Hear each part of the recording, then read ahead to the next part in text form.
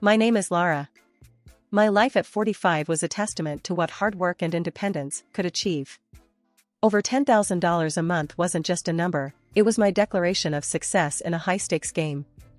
Back when I was knee-deep in the MLM hustle, making a name and some solid cash for myself, Tom came into the picture. He was all charm and smarts, totally taken with the way I managed my business with a kind of independence that seemed to draw him in like a moth to a flame. He started showing up more, offering to help out with business stuff, or just to grab a coffee. I wasn't looking for anything serious, mind you. I liked my freedom, liked making my own rules and breaking them if I felt like it. But Tom, he had a way about him, a persistence that wasn't pushy but kind of endearing. "You're not like most folks I meet in this gig," I told him once, over coffee. "Most guys run for the hills when they hear network marketing." Tom chuckled, taking a sip of his coffee. "Maybe I like the view from the hills. Gives me a chance to see who's climbing up to meet me." It was this blend of humor and sincerity that drew me to him. Our meetings became more frequent, and Tom's interest in my world grew. He asked questions, real ones that made me explain my business in ways I hadn't even considered. It was refreshing, invigorating, and, dare I say, flirtatious. We'd sit and chat about everything under the sun, and it wasn't long before he started talking about his mom. Now, I've always been close to my own folks, so hearing him speak so respectfully about his mother caught my attention. It wasn't just talk, you could tell he meant every word, held her in high regard. And that, I could respect. "Yeah, my mom's the real deal," he'd say with a kind of pride that lit up his face. "She's been through a lot, you know? Raised me all on her own. She's my rock." Hearing that stirred something in me. I've seen my own parents stick out the tough times, their love and respect for each other a constant through it all. I guess that's what got me seeing Tom in a new light. So, when he asked me to marry him, it wasn't the grand gesture or the promise of a life of ease that got me to say yes. It was the simple, honest love he had for his family. I thought, anyone who holds his family in such high regard, who talks about his mom with that much admiration, he's got to be a good man at heart. We got hitched, and those first few months were something out of a dream. Laughs, late-night talks about where we wanted our little empire to go, weekend getaways, just because we could. I was happy, genuinely happy, thinking I'd found someone who got me, who respected my hustle and had my back. After the initial bliss of our unconventional meeting and the whirlwind romance that followed, settling into married life with Tom brought its own set of challenges. One thing that started to stick out was Tom's relationship with his mother, Carol. It wasn't just close, it was suffocatingly tight. They were on the phone multiple times a day, and our weekends were monopolized by visits to her place. It started to gnaw at me, the extent of his attachment and the expectations it placed on us, especially me. One Saturday morning, as we were gearing up for yet another weekend at Carol's, I couldn't hold my tongue any longer. "Tom, do we have to spend every weekend doing chores at your mom's? I mean, doesn't she have anyone else to help out?" Tom looked at me like I'd just suggested we moon the neighbors. "Lara, she's old, and it's just us. Who else is gonna do it?" I sighed, frustration bubbling. "But, it's every weekend. Don't you think it's a bit much? I've got stuff I'd like to do too, you know?" His brow furrowed, and he crossed his arms, a clear sign he was digging in. "Look, Lara, she's my mom. She's always been there for me, and now it's my turn. I thought you'd understand that." The conversation was going nowhere, a stalemate between his unwavering loyalty to his mother and my growing resentment towards the situation. It was a red flag, flapping furiously in the wind of our relationship, but I chose to ignore it, convincing myself it was just a phase. As weeks turned into months, the red flags multiplied. Tom's sarcasm about my work began to surface more frequently. It was subtle at first, almost playful, but there was an undercurrent of disdain that I couldn't overlook. One evening, after a long day of video calls and client follow-ups, I settled next to Tom on the couch, laptop still warm from use. "Phew, nailed another big client today. This could be a game-changer for us," I said, trying to share my excitement. Tom, eyes glued to the TV, grunted in response. Oh, yeah, that's great. But don't you think it's time you considered a real job? You know, one that doesn't have you glued to that screen all day?" I bristled, my enthusiasm cooling into annoyance. "A real job? Tom, this is a real job. I'm making more than we'd ever dreamed of. What's not real about that? He shrugged, not meeting my eyes. I dunno, Lara. It's just, all this network marketing stuff seems a bit dodgy, doesn't it? The word stung, a slap to everything I'd worked so hard to achieve. Dodgy? You know what, Tom? Maybe you should spend a day in my shoes, before you start judging. The conversation ended there, but the tension lingered, a thick fog between us that didn't dissipate. Tom's inability to value my career, coupled with his abnormal attachment to his mother, left me feeling isolated in my own marriage. The red flags were no longer just flapping in the wind, they were blaring sirens, warning me of the storm ahead.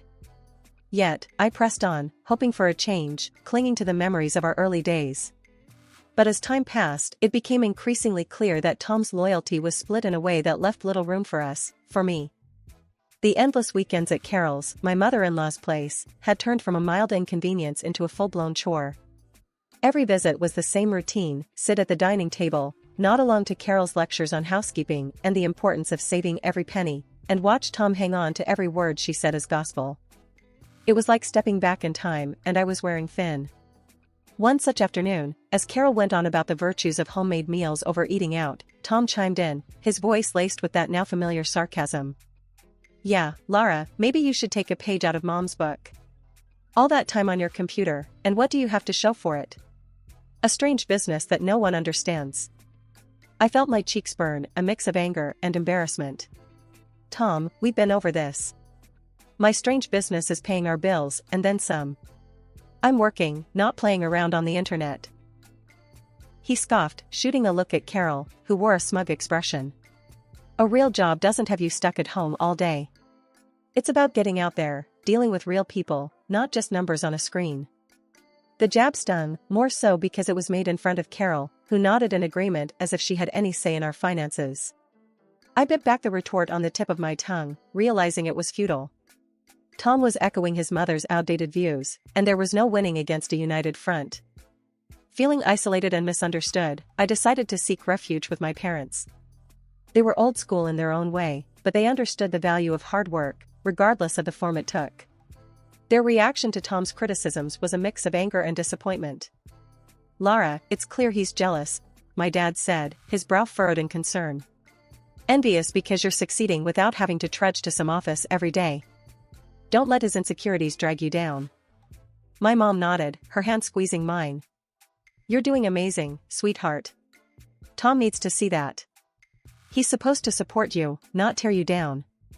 Their words were a balm to my frayed nerves, and with a renewed sense of resolve, I returned home, hoping to clear the air with Tom.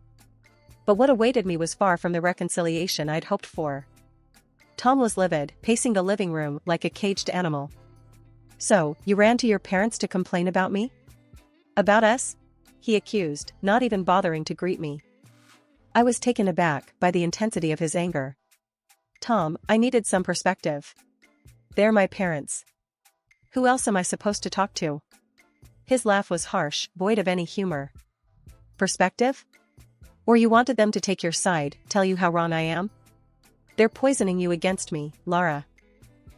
That's not true, and you know it, I countered, my own anger rising. They're worried about us, about how we're not communicating. It's not about taking sides.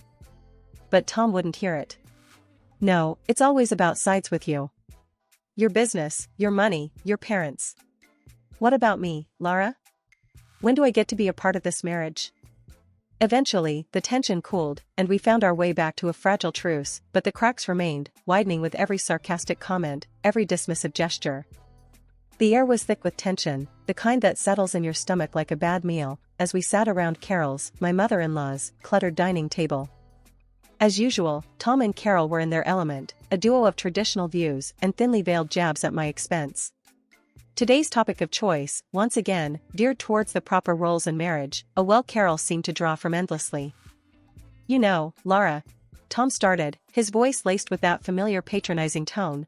Mom's right. There's more to being a wife than just making money.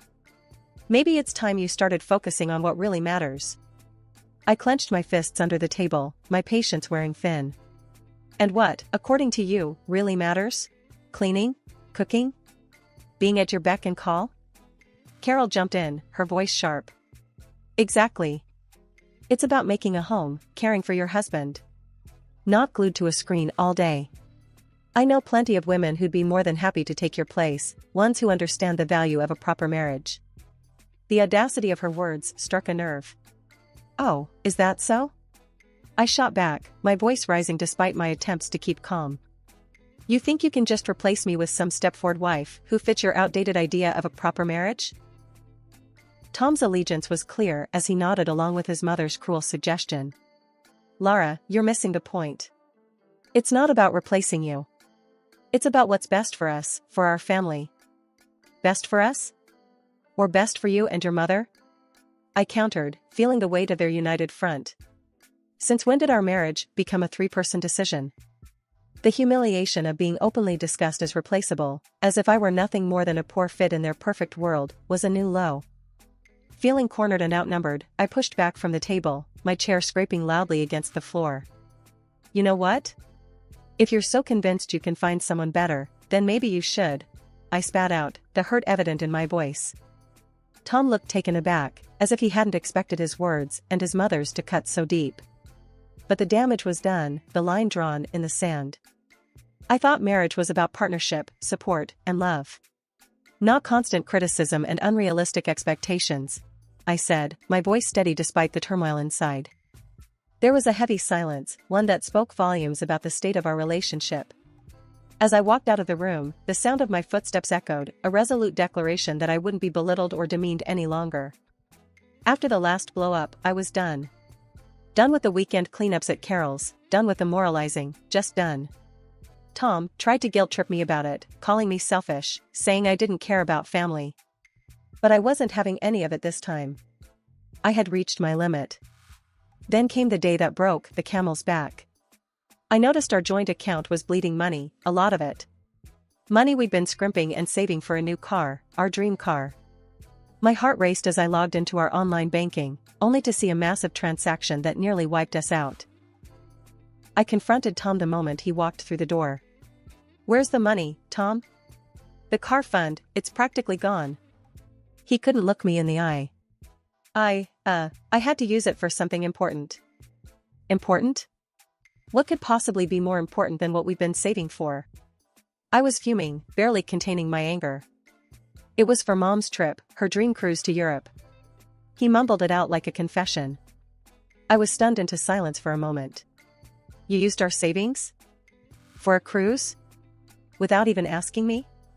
I couldn't believe what I was hearing. Tom finally faced me, his expression a mix of guilt and defiance. I thought you'd understand. It's her dream. Her dream? What about our dreams, Tom? What about our plans? I was shouting now, my voice echoing off the walls. He had no answer, just stood there looking pathetic. That's when I decided to take matters into my own hands. I called Carol, hoping, maybe foolishly, that she'd see reason. Carol, this has to stop. Tom used our savings for your trip. This is a mistake. You need to cancel it, I said, trying to keep my voice steady. Her laughter over the phone was like acid. Cancel? Why would I do that? It's a gift from my son. And as for the money, dear, I'm sure you can earn it back. The contempt in her voice was palpable. You're not even going to consider it? After everything, this is how little you think of me? I was grasping at straws, but I had to try. Listen, darling, I'm not refusing a trip of a lifetime. And if you're not happy, well, Tom's already prepared for that too. Check the desk drawer, she said, her voice cold. I hung up and went straight to the desk, my hands trembling. There, among bills and old receipts, were the divorce papers, signed and ready to go, as if Tom had been planning this all along. My heart wasn't just broken, it was pulverized. I signed them, my hands steady, but my soul in turmoil. Packing my bags felt like I was erasing a part of my life, a part one once cherished. As I zipped up the last of my luggage, Tom finally spoke up. His words were a cold dagger. I saw how you talked to my mother. No respect. You don't deserve to be in this house. You don't deserve me. His words hit me like a slap. The arrogance. The conceit. To think he saw himself as some prize, worth fighting over, after everything that happened. It was laughable, if it wasn't so tragic. Yeah? Well, maybe I don't want to deserve a man who thinks so little of me. Who values his mother's happiness over his wife's. My voice was calm, but inside, I was a whirlwind of emotion. Tom just shrugged, a smug look on his face. Good luck finding someone who'll put up with you like I did. I shook my head, disbelief and anger mingling. Trust me, Tom, the only thing I'll be looking for is peace. Something you and your mother never gave me. Leaving that house, I felt a weight lifting off me. It was the end of one chapter and the start of another. Driving to my parents' house, the emotions were overwhelming. But as soon as I saw the familiar front door, a sense of relief washed over me. This was home. This was where I belonged. My parents were shocked at first, but their support was unwavering. You're back now, and that's all that matters, my dad said, his voice firm and comforting. Mom was more fiery. Let him live with his mother if he loves her so much. You'll find peace now, without their constant badgering. And she was right. I threw myself into my work, my independence blossoming in the absence of Tom's and Carol's criticism. Saving money became easier without the drain of their demands. Slowly, I started to build a life for myself, one where I was in control, where my achievements were celebrated, not belittled. Living with my parents again, I rediscovered what support and love felt like. It wasn't long before I was able to move into my own place, a small but cozy house that was all mine. No Carol to judge me, no Tom to disappoint me. Just me, my work, and the peace I had longed for. Reflecting on everything that happened, I realized Tom was no prize.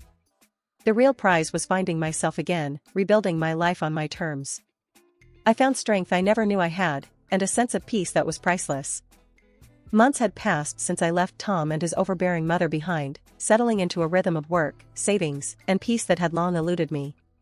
My new life was a quiet one, filled with small joys and achievements that were entirely my own. Then, out of the blue, my phone rang with a number I hadn't seen in a while. It was Carol. Hello? My voice was cautious, the old feelings of tension instantly creeping back. Lara, it's Carol. We need your help. Her voice was shaky, a far cry from the confident, often haughty tone I was used to. I was taken aback. My help? Why would you call me after everything? It's Tom, she said, and I could hear the strain in her voice. He's sick, Lara. Very sick. Lung cancer.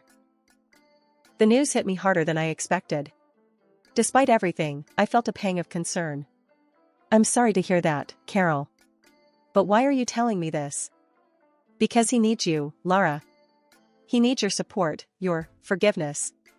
We need the money for his treatment. You were always the one who managed to pull things together, she pleaded. I was stunned into silence for a moment. The audacity of her request left me speechless. You want my money? After you practically pushed me out of your lives? Carol's voice hardened. You can hold on to your grudges, Lara, but this is life and death. You were his wife. Doesn't that mean anything to you? The old Carol was back, it seemed. Being his wife didn't seem to mean much when you two were scheming behind my back, I retorted, my initial shock turning into indignation. Lara, please. I wouldn't be calling if there was any other way. Think of the good times, of what you had with Tom. She tried to soften her tone, playing on my emotions. Good times? Carol, you made sure there were as few of those as possible. You and Tom made your bed.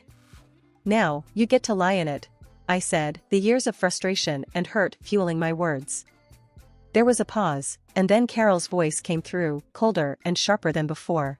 Fine. If that's how you want to play it. But remember, you're turning your back on Tom in his time of need. Not me. The call ended, and I sat there, phone in hand, a tumult of emotion swirling within me. Anger, guilt, sadness, a cocktail of feelings for a man who had chosen his mother over our life together, and for a woman who saw me as nothing more than a bank. In that moment, I realized the true extent of my freedom. I was no longer bound by their expectations, their demands, or their crises. My life was my own, built on my efforts, my sacrifices. The call, unexpected as it was, served as a stark reminder of the life I had left behind, a life filled with manipulation and emotional blackmail.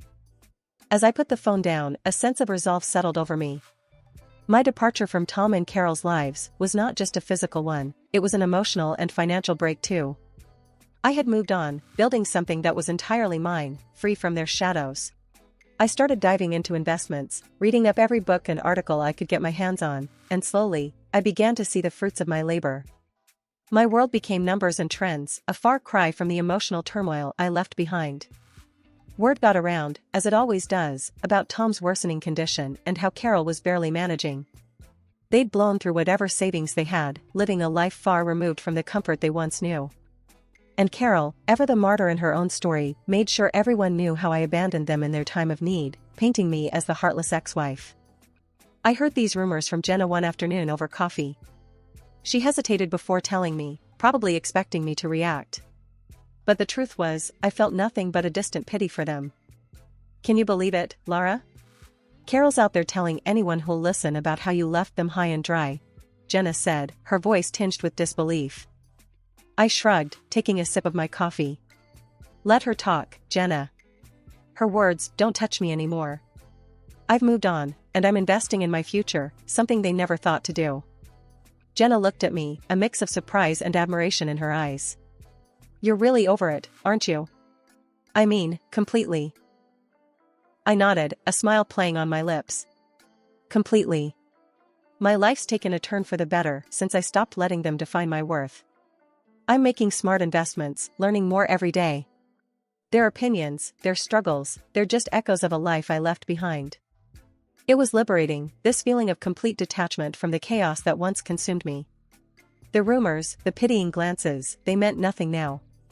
I was building something lasting, investing in myself and my future. The contrast between my growing stability and their dwindling fortunes was stark, but it was the result of choices we each made. As I continued to expand my knowledge and portfolio, the satisfaction of seeing my investments grow was unmatched. I was proving to myself, more than anyone else, that I could thrive on my own terms. The independence and financial security I was building were my true vindication, far removed from the petty squabbles and desperate gossip of Carol's making. One evening, as I reviewed my investment portfolio, the growth and progress reflected in those numbers filled me with a sense of pride. This was real, tangible proof of my resilience and foresight. The rumors, Carol's bitterness, Tom's struggles, they were just background noise to the symphony of my new life. In this quiet moment of reflection, I realized the true extent of my transformation. I had not only survived the storm but emerged stronger, wiser, and more determined. My past with Tom and Carol was a chapter closed, a lesson learned, and my future was a canvas I was eager to fill with the colors of success and peace.